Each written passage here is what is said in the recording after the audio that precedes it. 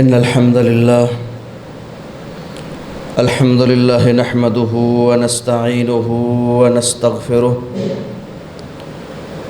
ونعوذ بالله من شرور أنفسنا ومن سيئات أعمالنا من يهده الله فلا مضل له ومن يضلل فلا هادي له وأشهد أن لا إله إلا الله وحده لا شريك له وأشهد أن محمدًا عبده ورسوله أما بعد فإن أصدق الحديث كتاب الله وخير الهدي هدي محمد صلى الله عليه وسلم وشر الأمور محدثاتها وكل محدثة بدعة وكل بدعة ضلالة وكل ضلالة في النار. أعوذ بالله السميع العليم من الشيطان الرجيم. بسم الله الرحمن الرحيم. إن تبدوا الصدقات فنعما هي وإن تخفوها وتؤتوها الفقراء فهو خير لكم ويكفر عنكم من سيئاتكم والله بما تعملون خبير.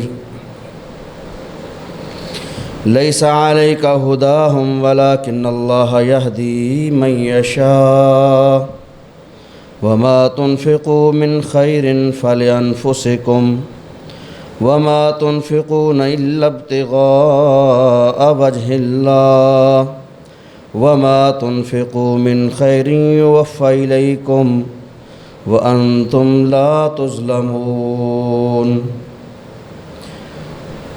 اللهم صل على محمد وعلى آل محمد كما صليت على إبراهيم وعلى آل إبراهيم إنك حميد مجيد. اللهم بارك على محمد وعلى آل محمد كما باركت على إبراهيم وعلى آل إبراهيم إنك حميد مجيد.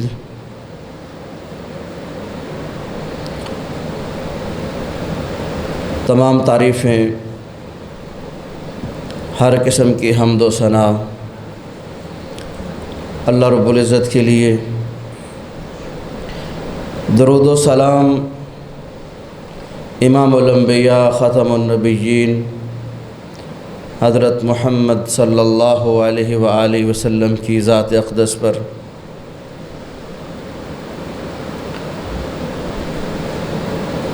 اللہ رب العزت نے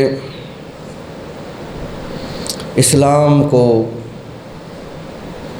دنیا والوں کے لیے بطور دین کے پسند فرمایا ہے، اور اس دین کے غلبے کے لیے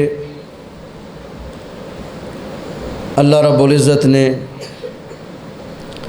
اپنے آخری نبی حضرت محمد صلی اللہ علیہ وآلہ وسلم کو جہاد جیسے عظیم فریضے کی ذمہ داری سونپی، کیونکہ آپ آخری نبی تھے. آپ کے بعد کوئی اور نبی اور رسول آنے والا نہیں ہے، اور ذمہ داری بہت بڑی ہے کہ اس دین کو جسے اللہ نے انسانوں کے لیے پسند کیا ہے، جس دین کی دعوت کے لیے بے شمار پیغمبر اور رسول دنیا میں تشریف لائے ہیں،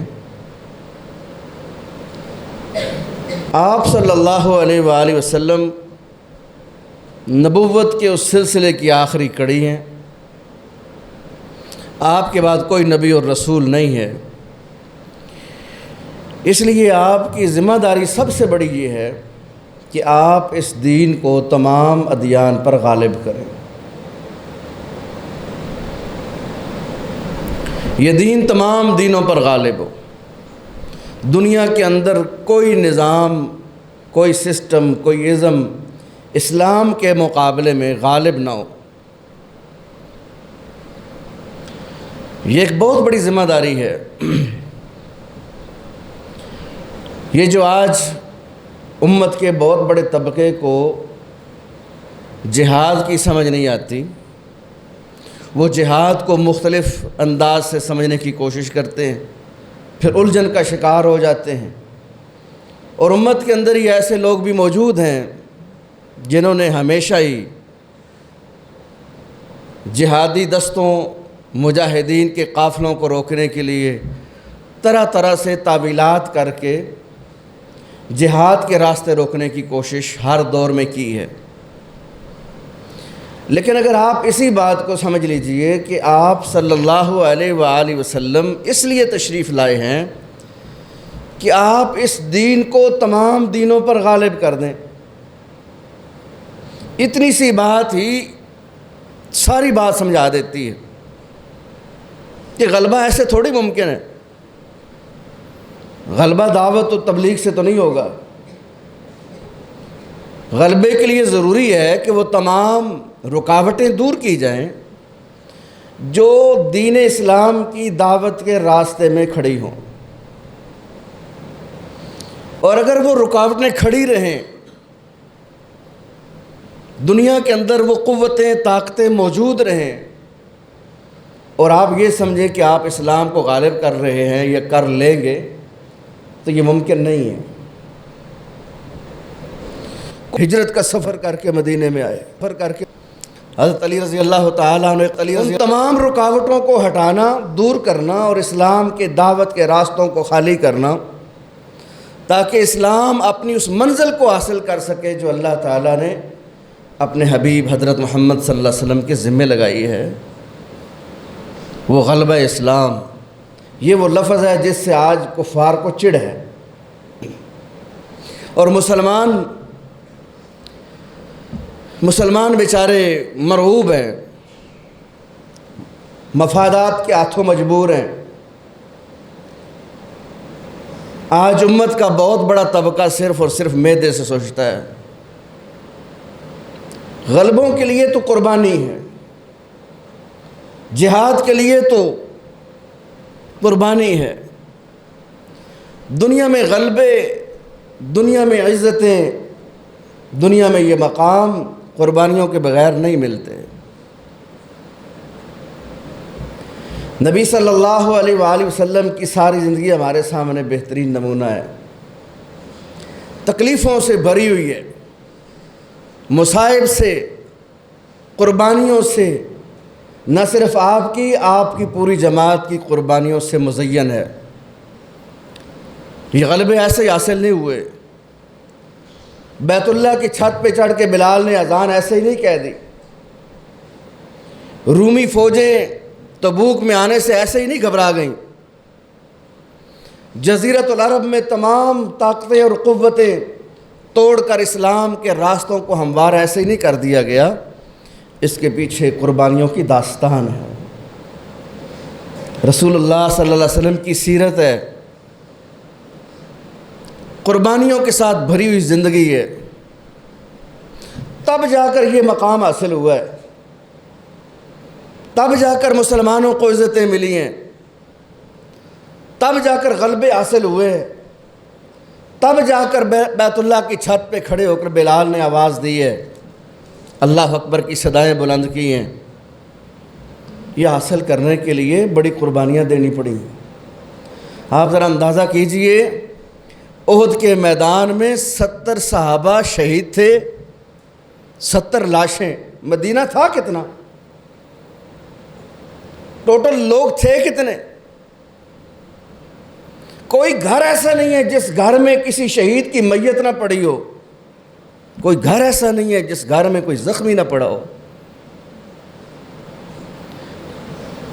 ہم آج غزہ کے مسلمانوں کے حالات دیکھتے ہیں، رسول اللہ صلی اللہ علیہ وسلم آپ کا شہر مدینہ اگر آپ عہد کے دن دیکھیں تو وہ غزہ سے کم نہیں تھا۔ خود امام الانبیاء حضرت محمد صلی اللہ علیہ وسلم زخموں سے چور تھے، دندان مبارک شہید ہو چکے تھے، خود جو پہنا ہوا تھا اس کی زنجیریں آپ کی پیشانی میں گھس چکی تھیں، خون رک نہیں رہا تھا۔ حضرت فاطمہ نے ایک چٹائی کو جلا کے اس کی راکھ رکھی اور اس سے خون کو روکا۔ یہ نبی صلی اللہ علیہ وسلم کی حالت ہے،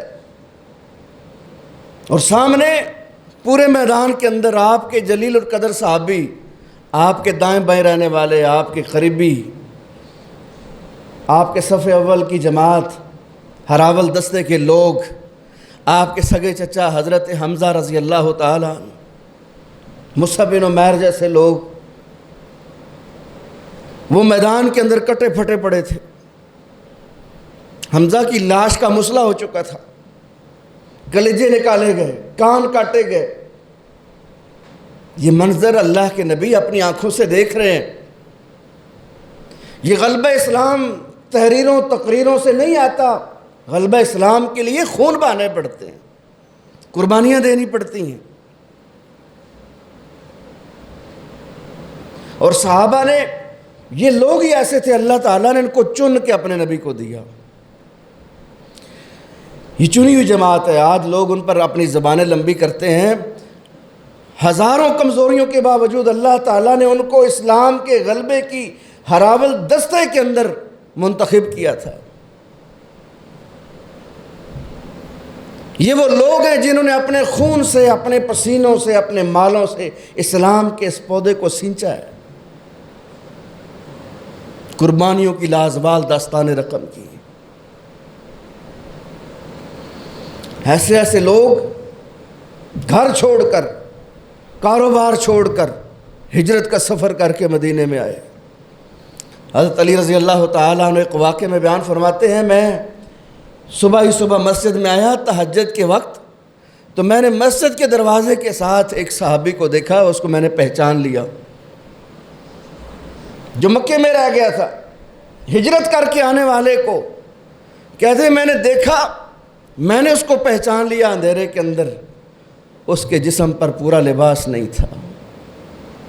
میں سب سے پہلے اس کو گھر لے گیا، گھر سے اس کو چادر مہیا کی جس نے اس سے اپنے تن کو ڈھانپا۔ یہ ہے اس اسلام کی بنیادیں، یہ ہیں وہ لوگ جنہوں نے اسلام کے لیے اس انداز میں قربانیاں دی ہیں۔ ہم یہ سمجھتے ہیں ہمارے جلسوں سے، تقریروں سے، تحریروں سے، ہماری جماعتوں، پارٹیوں سے دنیا کے اندر اسلام غالب آ جائے گا، ایسا نہیں ہوگا۔ ہم حسبتم من تدخلوا الجنہ، کیا تم سمجھتے ہو ایسے ہی جنت میں چلے جاؤ؟ اتنی آسان جنت ہے۔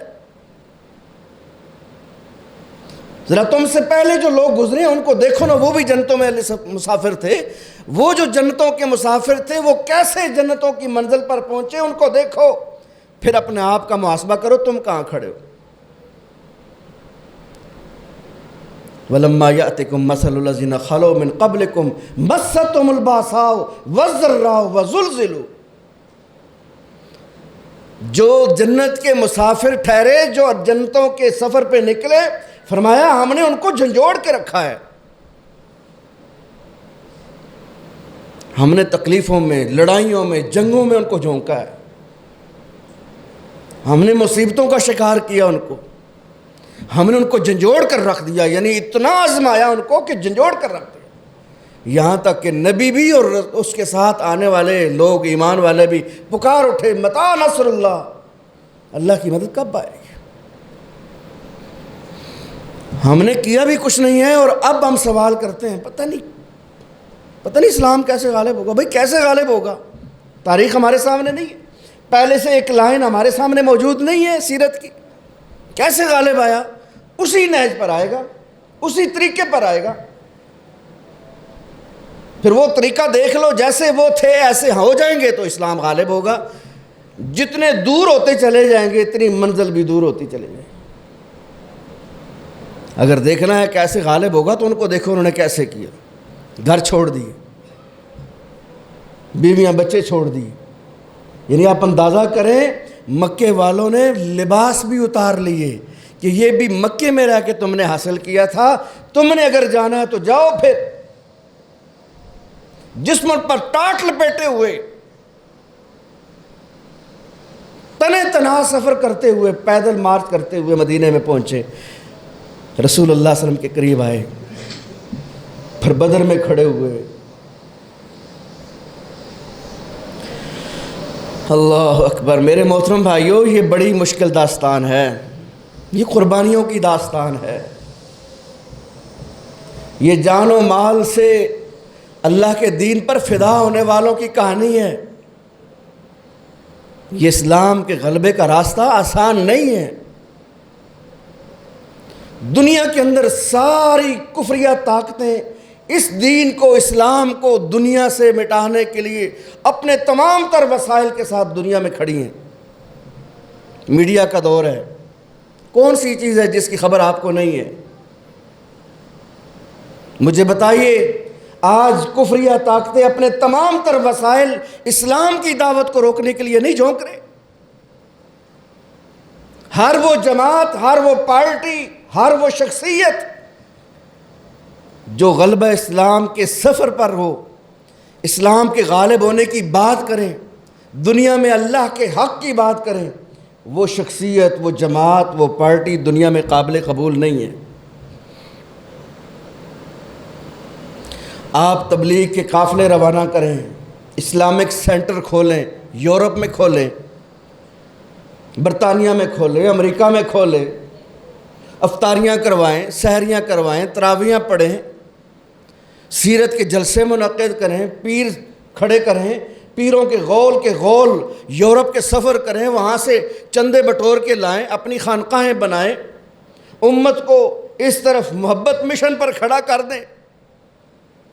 ایسی تمام طاقتیں کفر کے لیے قابل قبول، نہ صرف قابل قبول بلکہ کفریہ طاقتوں کے تمام تر وسائل بھی، ان کی تمام تر سپورٹ بھی ایسے لوگوں کے ساتھ ہے۔ بڑے بڑے جتھے ہیں لیکن قابل قبول ہیں۔ پیروں کے غول، برطانیہ میں کوئی پابندی نہیں، امریکہ میں کوئی بین نہیں۔ ان شخصیات پر عالمی دورے کریں، عالمی دوروں میں مختلف یورپ کے ملکوں کے دورے کریں، مغرب میں جائیں، وہاں جا کر خانقاہیں بنائیں، سلسلے چلائیں، کوئی پابندی نہیں۔ لیکن 77 سال کا بوڑھا حافظ سعید ہو، وہ پاکستان میں بھی سفر نہیں کر سکتا۔ وہ بزرگ دنیا میں چلتا پھرتا نظر نہ آئے، امریکہ کے لیے قابل قبول نہیں ہے۔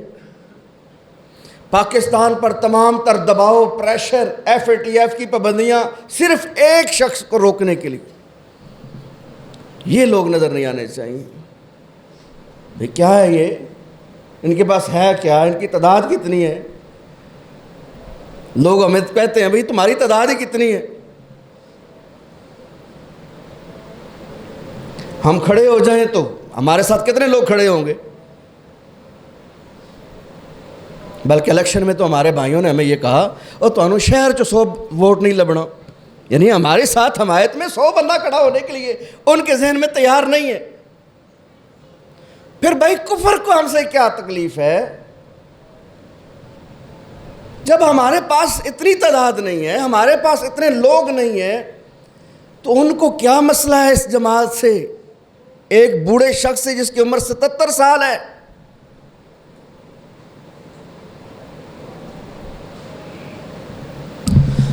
اصل میرے محترم بھائیو یہ ہے وہ بات۔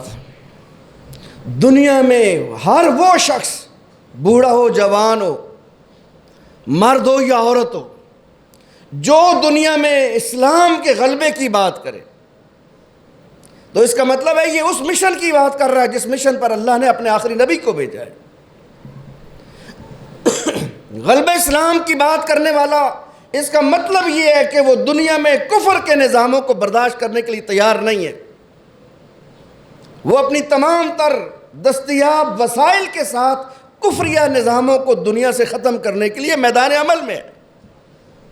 اور یہ کافروں کے لیے خطرہ ہے۔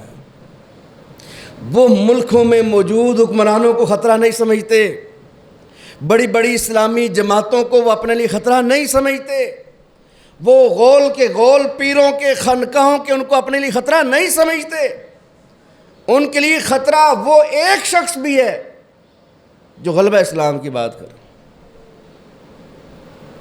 ملا عمر ایک نام تھا، اسامہ بن لادن ایک نام،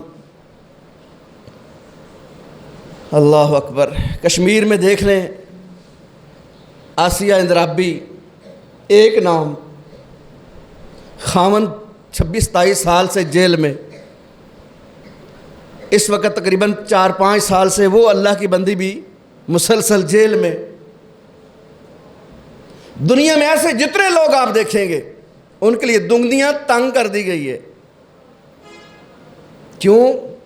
وہ سمجھتے ہیں یہ ہمارے نظاموں کے لیے خطرہ ہے۔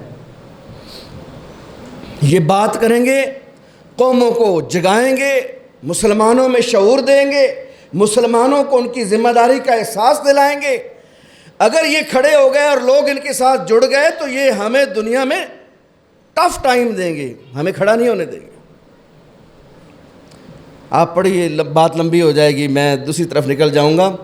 موسیٰ علیہ السلام فرعون کے مقابلے میں کھڑے تھے، ذرا پڑھ کے دیکھیے اس واقعے کو۔ اللہ نے ایک جگہ پہ نہیں، درجنوں مقامات پر بیان کی ہے۔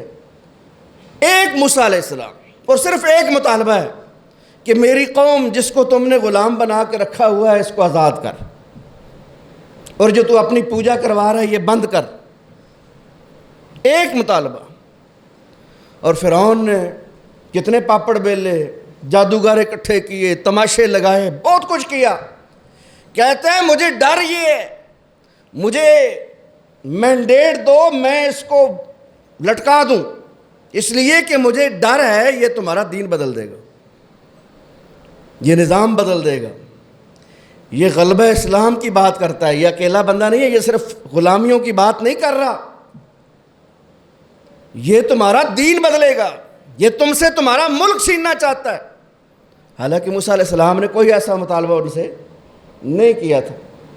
موسیٰ علیہ السلام نے نہیں کہا کہ یہ ملک مجھے دے دو، انہوں نے صرف ایک بات کی کہ قوم کو، بنی اسرائیل کو آزاد کرو۔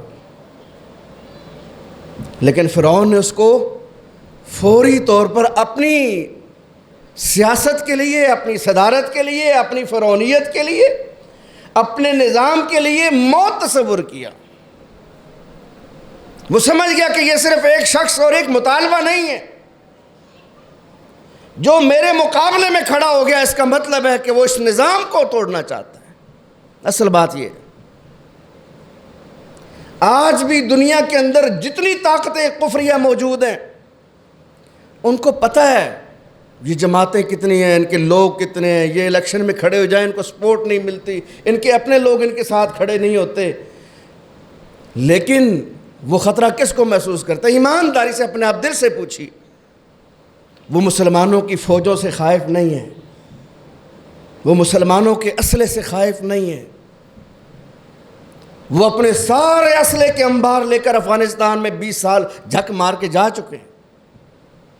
انہوں نے اپنے تمام تر مالی وسائل کے ساتھ 20 سال افغانستان میں دیکھ لیے، مقابلے میں موجود قوتوں کے پاس کوئی ایٹمی ٹیکنالوجی اور میزائل ٹیکنالوجی نہیں تھی، ایمانی طاقت تھی، اللہ پر بھروسہ تھا، اور ایک ذمہ داری کا احساس تھا کہ ہم اللہ کے سپاہی ہیں، ہم نے دنیا کے اندر اللہ کا حق لینا ہے کہ اللہ تعالیٰ ہی کی زمین ہے، اس پر اللہ کا حکم چلنا چاہیے۔ یہ وہ مشن تھا جس کو دنیا نے خطرہ محسوس کیا۔ کوئی کوٹھے کی بات نہیں کہ ہمارا ورلڈ ٹریڈ سینٹر گرا دیا، یہ سارے بہانے ہیں، یہ سارے بہانے تھے، انہوں نے تراشے خود تاکہ دنیا کو دھوکہ دے کر اپنے ساتھ کھڑا کیا جائے، دنیا ہمارے ساتھ چلنے پر مجبور ہو جائے، اخلاقی حمایت لینے کے لیے یہ سارا ڈرامہ رچایا گیا، وگرنہ صرف ایک مسئلہ تھا کہ وہ جہاد کے نتیجے میں موجود اس قوت کو دنیا کے نظاموں کے لیے خطرہ محسوس کرتے تھے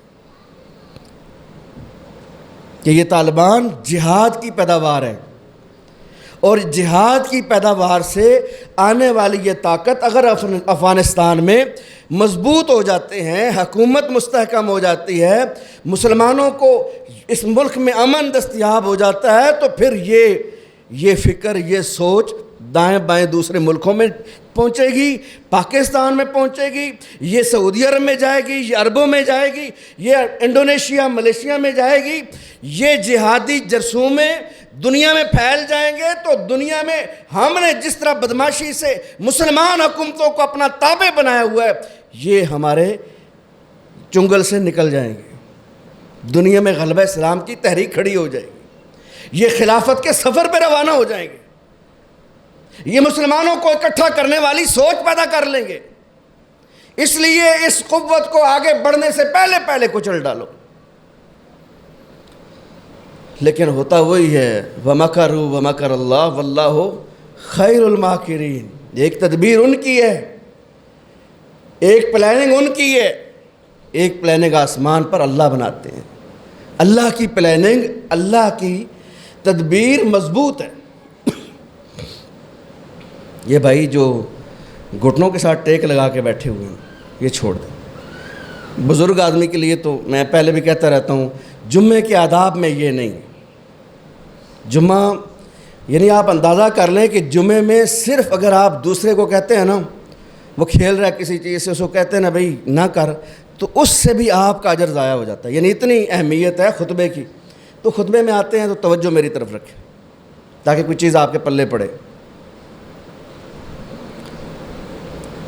تو دنیا میں کفار نے اسلام کی طاقت کو، غلبہ اسلام کے راستے کو روکنے کے لیے ایسی تمام جہادی جماعتیں، جہادی لیڈر، جہادی شخصیات جو غلبہ اسلام کی بات کریں، یہ لوگ نکلے کہاں سے؟ افغانستان، رشیا کا غلبہ، اس کے خلاف یہ جہاد کی طاقت کھڑی ہوئی۔ لوگ کہتے ہیں نا امریکہ بھی ساتھ تھا، یہ سارے ساتھ تھے۔ اللہ چاہے تو اللہ تعالیٰ شیطان سے بھی کام لے لیتا ہے، اللہ تعالیٰ تو کافروں سے اپنے دین کا کام لے لیتا ہے۔ تو وہ جہاد کھڑا ہو گیا، یہ سویا ہوا شیر جاگ گیا۔ امت جس سبق کو بھول چکی تھی، وہ سبق امت کو سمجھ آ گیا۔ اب وہ اس کو اپنے لیے خطرہ محسوس کرنے لگے کہ یہ ہم نے کیا کر دیا، یہ ہم نے کیا کر دیا۔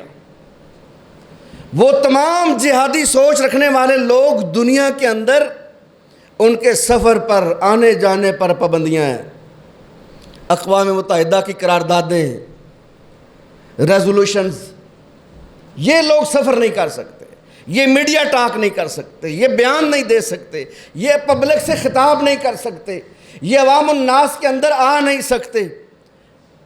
تم ملکوں نے اگر ہم سے چندے لینے ہیں، اگر ہمارے ساتھ تجارتیں کرنی ہیں، دنیا کے ساتھ چلنا ہے، عالمی برادری کا حصہ بن کے رہنا ہے، تو یہ جماعتیں، یہ شخصیات، ان کو کرش کرو، ختم کرو، ان کا وجود مٹا دو، پھر ہمارا سارا کچھ تمہارے لیے۔ آپ نے دیکھا 5 سال پاکستان نے یہی ریہرسل کی، FATF سے، گرے لسٹ سے، بلیک لسٹ سے بچنے کے لیے جہادی جماعتوں کو کریش کیا، کشمیر کے جہاد کو بین کیا، مجاہدین کے معسکرات بند کر دیے، کشمیری جو 70 سال سے ہمارے ساتھ کھڑے تھے ان کے ساتھ بے وفائی کی، جہاد کے قافلوں کو روک دیا، کشمیریوں کو بھی ان کا حق نہیں دیا۔ آج نتیجہ ہمارے سامنے ہے۔ کیا ہمارے حالات سنبھل گئے؟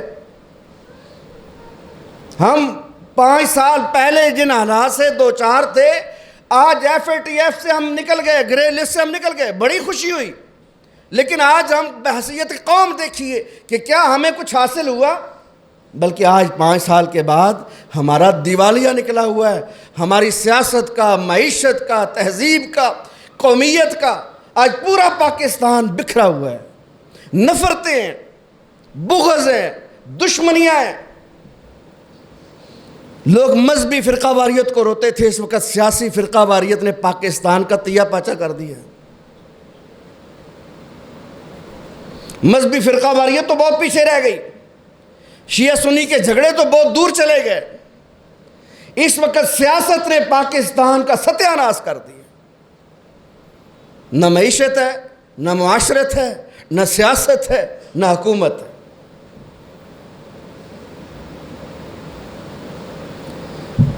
اللہ اکبر. اس لیے لوٹنا پڑے گا. حتیٰ ترجعوا الی دینکم، دین کی طرف. دین کو اللہ کے نبی نے اس حدیث میں جہاد کو دین کہا ہے. جہاد کے علم بلند کرنے پڑیں گے. دنیا کے اندر کافروں کو اپنے مذہب پر عمل کرنے میں کوئی ہچکچاہٹ نہیں ہے. آپ مودی کی تصویریں دیکھ لیں، وہ کٹر قسم کا ہندو ہے. تمام تر اپنی جو عبادات ہیں وہ ساری سر انجام دیتا ہے. ایون کہ اس نے G20 کانفرنس میں تمام مسلم سربراہوں کو بھی جو اس کے ملک میں آئے ان کو بھی کھینچ کے وہاں وہ گاندھی کی سمادھی پہ لے گیا. کیا نام تھا اس کا؟ طیب اردگان بھی وہاں کھڑا تھا، وہ حسینہ واجد بھی وہاں کھڑی تھی. ان کو اپنے مذہب پر عمل کرنے میں کوئی آپ اندازہ کریں، ہمیں یہ دقیانوس اور ملیٹنٹ اور بنیاد پرست اور اسلامسٹ اور پتہ نہیں کیا کیا نام دیتے ہیں. دیکھیے اس بدبخت کو، ہندو کو، وہ اتنا مذہبی انتہا پسند ہے، اس نے UAE کے اندر، دبئی کے اندر بھی اربوں روپے خرچ کر کے وہاں پہ مندر بنا لیے. کوئی رکاوٹ نہیں، مذہب ان کے راستے میں کوئی رکاوٹ نہیں. مذہب پر عمل کرنا ان کے لیے کوئی تانا نہیں ہے کہ یہ بنیاد پرست ہیں، یہ مذہبی انتہا پسند ہے. اور ہمیں کوئی تھوڑی سی بات کر دے تو ہم فوراً شرمندہ ہو جاتے ہیں. بس جی کی کریے. تو دنیا نے اپنے تمام تر وسائل، تمام تر قوتیں جھونک دیں. شیطانی سلسلے سارے اکٹھے ہو گئے. اربوں نہیں کھربوں ڈالر وہ پاکستان میں، ملیشیا میں، انڈونیشیا میں، افریقہ میں، افغانستان میں، تمام اسلامی کمزور ملکوں کے اندر وہ کھربوں ڈالر خرچ کرتے ہیں مسلمانوں کو ان کے دین سے دور ہٹانے کے لیے. لمبی پلاننگ کرتے ہیں. ان کے تعلیم کے نظام پر انویسٹ کریں گے، تعلیم کے نظام میں، دستور میں، ان کے نصاب میں تبدیلیاں کریں گے، اور ہر وہ چیز نصاب سے ہٹانے کی کوشش کریں گے جس سے مسلمان بچوں کی تربیت ہو. وہ ساری چیزیں نصاب تعلیم سے ہٹاؤ. عشق مشوقی کے قصے پڑھاؤ، سیکس کی تعلیم دو، نوجوان بچیوں اور بچوں کو اکٹھا کرو، سکولوں کے اندر ماسٹر اور ماسٹرانیاں اکٹھی کرو، مخلوط ماحول لے کے آؤ. اگر تم امریکہ سے پیسہ لینا چاہتے ہو تعلیم کے لیے تو یہ ساری تبدیلیاں ہماری ہدایات کے مطابق کرو. اور ہم کر رہے ہیں. اپنا نصاب تعلیم دیکھ لیں. جو بچے آپ کے پڑھ رہے ہیں کتابوں میں وہ پڑھ لیجئے، آپ کو سمجھ آ جائے گی کہ کہاں لے جا رہے ہیں ہمیں. اور رہی کسی کسر، اللہ نے، اللہ اکبر، پنجاب کی وزیر اعلیٰ مبارکباد کے مستحق ہیں وہ لوگ جن کی وجہ سے یہ ہم پر مسلط ہوئی. رسول اللہ صلی اللہ علیہ وسلم میں وہ قوم کیسے فلاح پا سکتی ہے جس نے اپنے معاملات کا ذمہ دار عورت کو بنا لیا. سکولوں میں موسیقی کے مقابلے اے گل رہ گئی سی. پاکستان وگرنہ ترقی کی منزلیں عروج پر ہوتا. پاکستان کیٹو پہاڑ سے ترقیوں میں اوپر ہوتا. یہ رہ گیا تھا، اس لیے آئی محترمہ، اس نے آتے ہی پاکستان کے پنجاب کے سکولوں میں پاکستان کی میری اور آپ کی بہو بٹیوں کو مقابلے کروائے. کس چیز کے؟ موسیقی کے. بچیاں ناچ رہی ہیں، موسیقی کے پروگرام چل رہے ہیں. اسلامی جمہوریہ پاکستان، پاکستان کا مطلب کیا؟ لا الہ الا اللہ.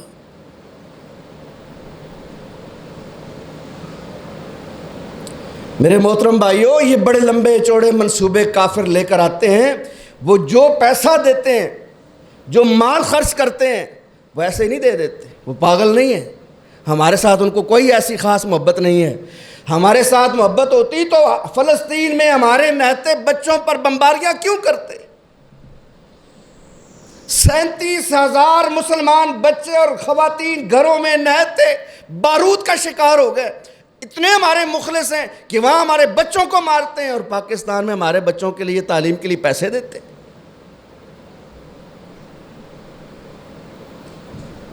اور مقابلے میں ہماری تیاری کیا ہے؟ ہماری تیاری کیا ہے؟ مقابلے میں اسلامی جماعتوں کی کیا تیاری ہے؟ اگر بات ہم کریں نا ڈائلاگ ہو تو ہر بندہ کس پر تان کرے گا؟ مولوی پر۔ مولوی یہ ہو گیا، مولوی یہ ہو گیا، مولوی یہ ہو گیا، مولویوں نے کچھ نہیں کیا۔ آپ اپنے گریبان میں بھی جھانکیں کہ بطور مسلم اللہ نے جو آپ کو وسائل دیے، آپ نے ان وسائل سے اسلام کی کیا خدمت کی؟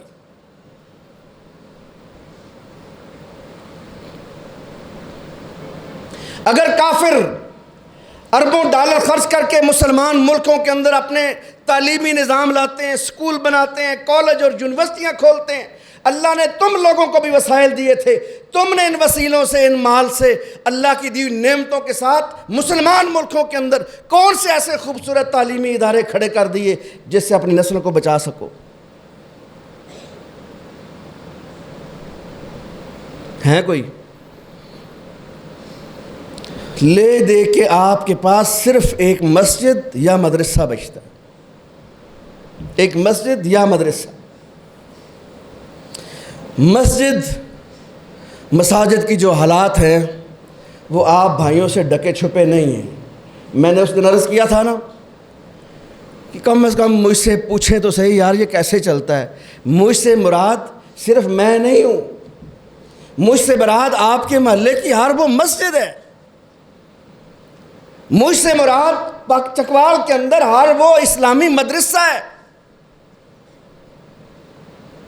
کبھی آپ کو توفیق ملی، آپ جا کر پوچھئے اس انتظامی شخص سے کہ بھائی آپ کا مدرسہ کتنے وسائل کے ساتھ چل رہا ہے، کیا مسائل ہیں آپ کے، تعداد کیوں نہیں بڑھ رہی، تعلیم اچھی کیوں نہیں ہے، اساتذہ اچھے کیوں نہیں ہیں؟ مسجد میں جا کر محلے کی پوچھیں اس مسجد میں اچھا خطیب کیوں نہیں ہے، اچھا امام کیوں نہیں ہے، یہ مسجد آباد کیوں نہیں ہے؟ کبھی پوچھا آپ نے؟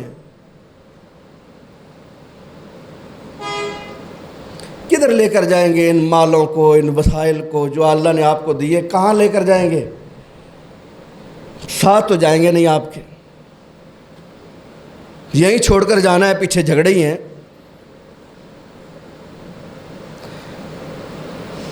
وعدے اللہ نے قرآن میں کیے، میں نے اس دن عرض کیا اللہ کی قسم آپ قرآن مجید کو انفاق، انفق ان لفظوں کے ساتھ سرچ کریں، آپ کو سینکڑوں لفظ ملیں گے۔ اللہ نے سینکڑوں مرتبہ قرآن مجید میں خرچ کرنے کی، جو میں نے تمہیں دیا ہے میری راہ میں خرچ کرنے کی، پھر وہ حدود بتا دی، وہ سلسلے بتا دیے کہاں کہاں خرچ کرنے ہیں۔ ایک ایک لائن پر اللہ نے اتنی زبردست قسم کی تربیت کی، اس کے باوجود آج امت اپنے پیسوں پر سانپ بن کے بیٹھی ہوئی ہے۔ اللہ اکبر۔ اللہ سبحانہ و تعالیٰ نے اسی سورہ بقرہ میں خرچ کرنے کی ترغیب دی نا، جو میں نے پچھلی آیتیں پڑھی ہیں۔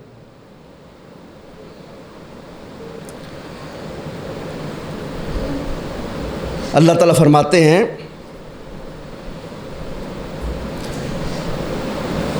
کہ اگر تم اپنے خرچ، اپنے انفاق اگر چھپا کر کرو یا ظاہر طور پہ کرو، دونوں حالات میں، ان تبدوا الصدقات، اگر تم ظاہراً صدقات کو خرچ کرو تو بہتر ہے، وَإِن تُخْفُوهَا، اور اگر تم اسے چھپاؤ، وَتُؤْتُوهَا الْفُقَرَاءَ، اور چھپاتے چھپاتے فقراء تک پہنچا دو، فَهُوَ خَيْرٌ لَكُمْ، تو یہ تمہارے لیے اور زیادہ بہتر ہے۔ یہ صدقات ان کی بات ہو رہی ہے جو نفلی صدقے ہیں، نفلی صدقوں کی بات ہو رہی ہے۔ جیسے فرائض کے بارے میں حکم کیا ہے؟ نماز فرض ہے تو کہاں پڑھنی ہے؟ مسجد میں۔ لیکن تہجد اور سنتوں کے بارے میں اللہ کے رسول نے کیا فرمایا؟ اپنے گھروں کو قبرستان نہ بناؤ، اپنی نمازوں کا کچھ حصہ گھروں کے لیے رکھو۔ آپ اکثر سنتیں اپنے گھر میں جا کر ادا کرتے، نوافل گھر میں پڑھتے، تہجد گھر میں پڑھتے۔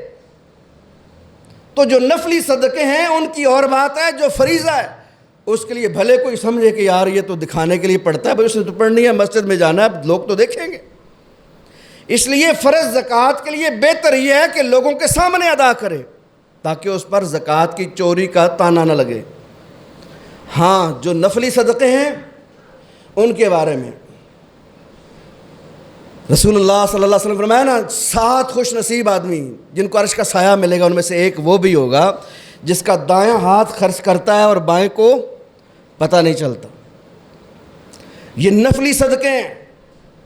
نفلی صدقہ آپ خاموشی سے چھپ چھپا کر دیں گے تو زیادہ اجر ہے، لیکن زکوٰۃ کی ادائیگی اعلانیہ ہونی چاہیے۔ اور میں پہلے بھی عرض کر چکا ہوں کہ زکوٰۃ اگر اسلامی حکومت ہوگی تو یہ آپ کا مسئلہ ہی نہیں ہے۔ ہم یہ سمجھتے ہیں کہ ہمارے ذمہ صرف زکوٰۃ ہی ہے، یہی ذہن ہے نا ہمارا۔ عشر کے بارے میں آپ کسی بات وہ جی 5 بوریاں بن دی سن کٹ چھڑیاں نے، باقی جو اللہ نے دیا ہے یہ بھی تو اللہ کا دیا ہوا مال ہے، اس میں سے تھوڑا سا اور دے دو۔ نفلی صدقہ تو ہمارے ہاں اس کا تو رواج ہی نہیں ہے، اور خصوصاً ہمارے جو اپنے آپ کو وہابی سمجھتے ہیں ان بیچاروں نے تو سمجھ لیا ہے جیسے ہمارے اوپر تو یہ لازم ہی نہیں ہے۔ نفلی صدقے فرمایا وَيُكَفِّرْ عَنْكُمْ سَيِّئَاتِكُمْ، یہ صدقہ ایسی چیز ہے جو تم سے تمہارے گناہوں کو دور کرے گا۔ گناہوں کا کفارہ، برائیوں کو دور کرنے کی وجہ، بہت سارے چھوٹے چھوٹے گناہ صدقوں کی وجہ سے اللہ تعالیٰ تم سے دور کر دے گا۔ واللہ بما تعملون خبیر۔ اور آگے فرمایا لیس علیکم ہداہم، آپ کے ذمہ یہ نہیں ہے کہ آپ ان کو ہدایت دیں، ولیکن اللہ یہدی من یشاء، لیکن اللہ تعالیٰ جسے چاہتا ہے ہدایت دیتا ہے۔ وما تنفقوا من خیر فلانفسکم، اور تم جو بھی خیر سے خرچ کرو، جو بھی، فلانفسکم، یہ تمہارے اپنے لیے ہے، اللہ پر کوئی احسان نہیں ہے۔ صحابہ کرام رضوان اللہ علیہم اجمعین، ان کے رشتہ دار کافر تھے، تو بہت سارے ایسے، جیسے حضرت اسماء بھی اپنی والدہ چونکہ مشرکہ تھی تو وہ آئیں تو اللہ کے رسول کے پاس تشریف لا کر پوچھنے لگیں اللہ کے نبی میری والدہ آئی ہے وہ مشرکہ، کیا میں اس کے ساتھ حسن سلوک کروں، اس پر کچھ خرچ کروں؟ تو اللہ سبحانہ و تعالیٰ نے یہ آیت نازل فرمائی کہ ان کی ہدایت تمہارے ذمے نہیں ہے۔ اگر تمہارے عزیز ہیں، رشتہ دار ہیں، عقیدے کے لحاظ سے کمزور ہیں، شرک میں پڑے ہوئے ہیں، کفر میں پڑے ہوئے ہیں، تو پھر بھی ان کو اگر تم خیر میں سے کچھ خرچ کر لو تو یہ تمہارے لیے بہتر ہے۔ لیکن یہ نفلی صدقے کے متعلق ہے۔ فرض زکوٰۃ کسی کافر کو نہیں دی جا سکتی۔ فرض زکوٰۃ مسلمان امراء سے لے کر مسلمان غرباء پر تقسیم ہوگی۔ نفلی صدقے سے آپ اس کی مدد کر سکتے ہیں۔ فرمایا وما تنفقون الا ابتغاء وجہ اللہ، اور تم جو بھی اللہ کا چہرہ حاصل کرنے کے لیے، اللہ کی خوشنودی کے لیے، اللہ کا دیدار کرنے کے لیے خرچ کرو گے، وما تنفقوا من خیر، جو بھی خرچ کرو گے نا، یوفی الیکم، پورا پورا تمہیں لوٹایا جائے۔ مجھے بتائیں اس سے بڑی کوئی دلیل، اس سے بڑا کوئی وعدہ؟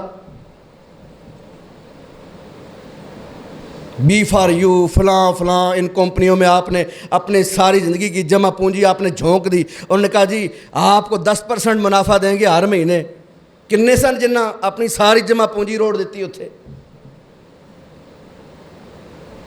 اتنی جلدی یقین کر لیتے ہیں، بعد میں روتے ہیں۔ اب بیچارے ایسے کسی کو بتا بھی نہیں سکتے کہ کیا کہیں لوگوں کو۔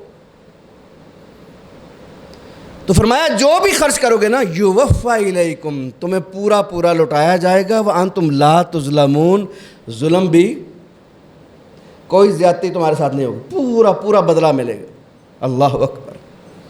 اگلی جو آیت ہے نا، بڑی اہم آیت ہے۔ فرمایا للفقراء، یہ جو آپ نے خرچ کرنا ہے کس کے لیے؟ للفقراء، یہ ان فقیروں کے لیے، الذین احصروا فی سبیل اللہ، جو اللہ کی راہ میں روک دیے گئے، لا یستطیعون ضربا فی الارض، جو زمین میں سفر کی جو ہے استطاعت نہیں رکھتے، یعنی سفر کرنا چاہتے ہیں، کر بھی سکتے ہیں لیکن کسی وجہ سے روک دیے گئے۔ یحسبهم الجاہل اغنیاء، ناواقف آدمی ان کو غنی سمجھتا ہے، جس بندے کو پتہ نہیں ہے وہ سمجھتا ہے کہ بندے ٹھیک ٹھاک امیر لوگ ہیں۔ من التعفف، وہ چونکہ مانگتے نہیں ہیں، سوال نہیں کرتے، اس لیے عام آدمی ان کو غنی سمجھتا ہے۔ تعرفہم بسیماہم، تم ان کو پہچانو گے ان کے چہروں سے۔ لا یسأل الناس الحافا، وہ لوگوں سے لپٹ لپٹ کر سوال نہیں کرتے، سوال کرتے ہی نہیں ہیں، نہ لپٹ کر کرتے ہیں نہ ویسے سوال کرتے ہیں۔ وما تنفقوا من خیر، اور تم جو بھی خیر میں سے خرچ کرو گے فإن اللہ بھی علیم، تو اللہ تعالیٰ اس کو جانتا ہے۔ یہ آیت نازل ہوئی تو مسجد نبوی میں صفحے پر بیٹھنے والے صحابہ کرام، ان کی تعداد تقریباً 400 تھی، اور یہ تعداد کم یا زیادہ ہوتی رہتی تھی۔ اور وجہ کیا تھی؟ یہ وہ لوگ تھے جو مکے میں اپنا سب کچھ چھوڑ کے آ گئے، یہاں ان کا کچھ نہیں ہے، یہ صفحے کے چبوترے پہ بیٹھے رہتے، نبی صلی اللہ علیہ وسلم سے دین سیکھتے، اور اللہ کے نبی صلی اللہ علیہ وسلم کو کہیں اگر مہمات بھیجنی ہوتی، جہاد کے لیے چھوٹے چھوٹے قافلے روانہ کرنے ہوتے، تو انہی میں سے آپ کبھی 10 کو بھیج دیتے، کبھی 13 کو بھیج دیتے، کبھی 20 کو بھیج دیتے، جن کو آپ پڑھتے ہیں نا نبی علیہ الصلوۃ والسلام کے غزوات و سرایا میں۔ یہ وہ لوگ تھے جو مسجد میں موجود رہتے تھے اور کسی بھی مہم کے لیے ہر وقت دستیاب تھے۔ انہوں نے اپنے آپ کو اسلام کے لیے وقف کیا ہوا تھا۔ اللہ تعالیٰ فرماتے ہیں یہ کون لوگ ہیں؟ یہ وہ فقیر لوگ ہیں جو استطاعت رکھتے ہیں، کام کر سکتے ہیں، مزدوری کر سکتے ہیں، کاروبار کر سکتے ہیں، بزنس کر سکتے ہیں، لیکن ہوا کیا ہے؟ احصروا فی سبیل اللہ، احصروا فی سبیل اللہ کی راہ میں روک دیے گئے، مطلب دین کی خدمت نے ان کو ان کاموں سے روک دیا، اسلام کی خدمت نے ان کو ان کاموں سے روک دیا۔ کبھی جہاد کی مہمات پر ہیں، غزوات کے اندر ہیں، رسول اللہ صلی اللہ علیہ وسلم کے ساتھ سفروں میں ہیں، اور کبھی دین پڑھ رہے ہیں، بس یہ اسی کام پر ہیں، اس لیے اس مصروفیت نے ان کو سفر سے روک دیا ہے۔ فرمایا عام بندہ دیکھنے والا سمجھتا ہے یہ تو امیر لوگ ہیں، یہ تو اچھے کھاتے پیتے ہیں، لیکن یہ تو سوال نہیں کرتے، مانگتے نہیں ہیں، اس لیے اللہ تعالیٰ فرماتے ہیں تعرفہم بسیماہم، تم ان کو پہچانو گے ان کے چہروں سے، اور چہروں سے مراد یہ نہیں ہے کہ ان کے کچھ چہرے زرد ہوں گے، بھوک کے ساتھ بری حالت ہوگی، کپڑے پھٹے ہوں گے، ٹھیک ہے؟ ہمارے ہاں تصور کیا ہے؟ عموماً ہماری سوچ یہ ہے جو مسجد کا مولوی ہو، جو مسجد کا خادم ہو، جو مسجد کا خطیب ہو، اس کی حالت ایسی ہونی چاہیے کہ قمیض کے ساتھ پیون لگے ہوں، شلوار اور ہو، قمیض اور ہو، پاؤں کے اندر جوتا ٹوٹا ہوا ہو، ایک پاؤں میں جوتا اور طرح کا ہو، دوسرا اور طرح کا ہو، کھانا کبھی اس کو ملتا ہو کبھی نہ ملتا ہو، ایسا بندہ ہمارے ذہنوں میں یہ ہے تصور۔ اور اگر کوئی مولوی صاحب اچھے کپڑے ڈال لیتے ہیں تو پھر پتہ نہیں کتوں لے لیا، مسیتی دا مال چڑھے نے، اچھے کپڑے پہن لیے تو کیا کہتے ہیں؟ مسجد مال چڑھے ہیں۔ اللہ اکبر، اللہ اکبر۔ اور اگر پتہ چلے بھی فلاں کی اتنی پراپرٹی دبئی میں نکل آئی، کہنے کوئی گل نہیں، کھاندہ تے ہے پر لاندہ بھی تے ہے نا۔ اللہ اکبر، یعنی یہ ہمارا معیار ہے۔ مسجد کے مولوی کو اچھا کھاتے ہوئے بھی نہیں دیکھ سکتے، فوراً شک، کوئی دلیل نہیں، بس مسجد کا مال چڑھا ہوا ہے۔ اور جن کے ساتھ تمہارے دل ملے ہوئے ہیں، روحیں ملی ہوئی ہیں، ان کے اتنے پتلے بڑے گھپلے بھی کہتے ہیں کوئی گل نہیں، کھاندہ ہے پر لاندہ بھی تا ہے۔ اللہ کی قسم ہم لوگوں نے یہ باتیں کر کر کے نا، یہ باتیں کر کر کے، میں اکثر کہتا ہوں آج علماء کے بچے عالم نہیں ہیں، بڑے بڑے علماء کی اولادیں دین سے دور ہو چکی ہیں، اور اس میں سب سے زیادہ قصوروار وہ عوام ہے جو ان مولویوں پر ہر روز تانے تشنیع کر کے ان کو بدزن کر دیا۔ اولاد دیکھتی ہے بھی ساڑھے ابے نال یہ حالت ہوئی ہے، اس دین دی خدمت ہے تے ساڑھے نال اس تو بری ہونی ہے، بہتر ہے ہونی، سائڈ مارو۔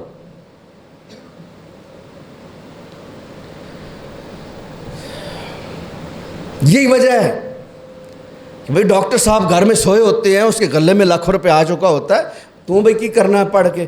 میں ڈاکٹر بنوں گا، میں خدمت کروں گا۔ کوئی بندہ یہ کیوں نہیں کہتا میں عالم بنوں گا، میں حافظ بنوں گا؟ کیوں نہیں کہتے؟ کیونکہ معاشرے میں عالموں کی حالت ان کے سامنے ہے، ڈاکٹروں کی حالت بھی ان کے سامنے، پوری قوم ٹک ٹاکر بنی ہوئی، پوری قوم، گھروں کی وہ بچیاں جن کو کبھی سورج نہیں دیکھا تھا آج ٹک ٹاک پہ ناچ رہی ہیں۔ کیا ہے جی؟ یہ ٹیلنٹ ہے، چھپا ہوا ٹیلنٹ ہے، اب چھپا ہوا ٹیلنٹ باہر آ گیا ہے۔ یہ وہ گند تھا جو اندر چھپا ہوا تھا، اب باہر آ گیا۔ اور ایسے ٹک ٹاکروں کو، ایسے اداکاروں کو، ناچنے والوں کو، گانے والوں کو، گویوں کو، میراثیوں کو، بھانڈوں کو صدر پاکستان 14 اگست کو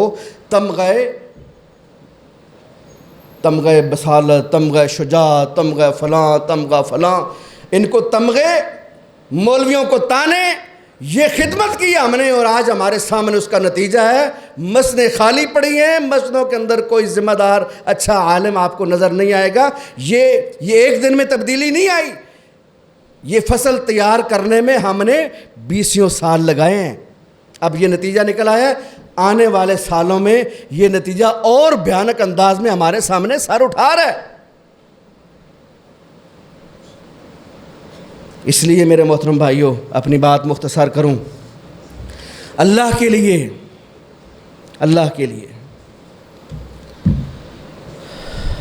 اپنی ذمہ داری کا احساس کریں۔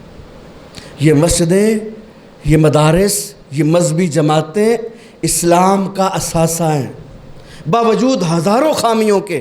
اللہ کی قسم، یہ اللہ کی بہت بڑی نعمت ہے جو ہمارے بچوں کو کم از کم دین کے ساتھ جوڑ کے بیٹھے ہیں۔ میں عرض کر رہا ہوں، ہزاروں کمزوریوں کے باوجود، لاکھوں خامیوں کے باوجود، آپ بے شک گننا شروع کر دیں ان کی کمزوریاں، میں کہتا ہوں اس سے زیادہ ہوں گی، لیکن جو سب سے بڑی سعادت ان کو ملی ہے وہ یہ ہے کہ یہ اللہ کے دین کے سپاہی اور مجاہد بن کر اسلام کی خدمت کر رہے ہیں۔ جو کام کرتا ہے غلطی بھی اسی سے ہوتی ہے، جو گھوڑے پہ چڑھتا ہے گرتا بھی وہی ہے۔ اس لیے ان کمزوریوں کو نشانہ بنا کر معاشرے میں طعن و تشنیع اور علماء کی تضییق بند کریں، اس سلسلے کو اسلام کی خدمت کے لیے اپنے آپ کو پیش کریں۔ جا کر پوچھیں، یار آپ کا گھر کیسے چلتا ہے، آپ کے بچے کیسے پڑھتے ہیں، آپ کا لباس کیسے آتا ہے، کوئی ضرورت آپ کی ہو تو مجھے بتائیں، کیا اسلام کے اندر یہ مزاج نہیں تھا ہم سے پہلے؟ کون کرے گا ان کے معاملات کو؟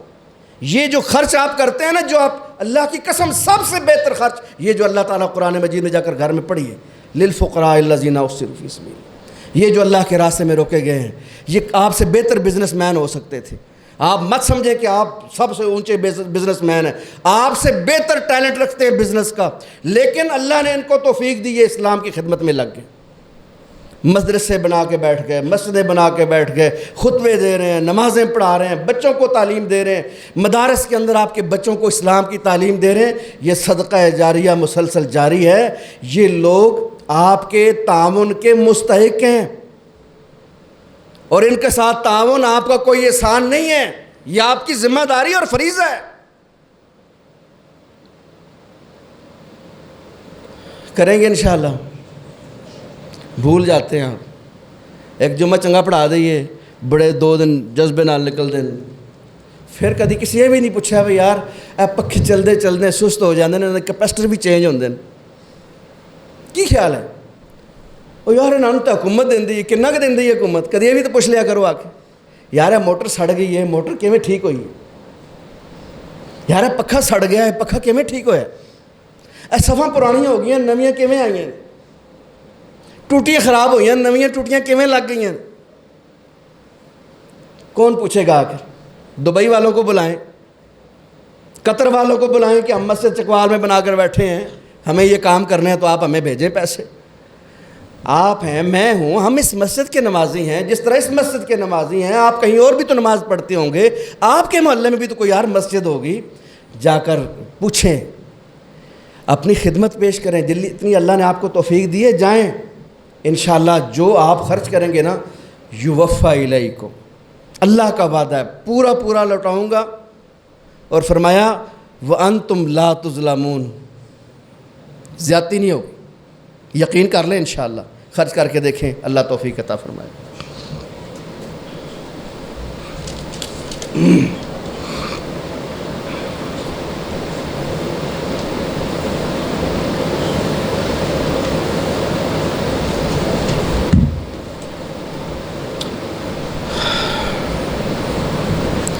الحمد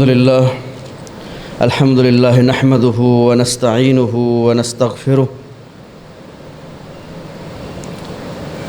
ونعوذ باللہ من شرور انفسنا ومن سیئات اعمالنا من يهده الله فلا مضل له ومن يضلل فلا هادي له وأشهد أن لا إله إلا الله وحده لا شريك له وأشهد أن محمدًا عبده ورسوله۔ ہمارے کچھ دوست شدید بیمار ہیں، خصوصاً ہمارے بھائی ریاض صاحب گوٹالیاں والے، اور اس طرح ہمارے محترم بزرگ رستم صاحب سید پور سے، ان کو کینسر کا مرض لاحق ہو گیا ہے۔ اس طرح اور بھی چند ساتھی ہیں، کچھ خواتین ہیں۔ اللہ تعالیٰ ان تمام بیماروں کو شفاء کاملہ عاجلہ نصیب فرمائیں۔ عذب الباس رب الناس واشف انت شافی لا شفاء الا شفاءک شفاء لا یغادر سقما۔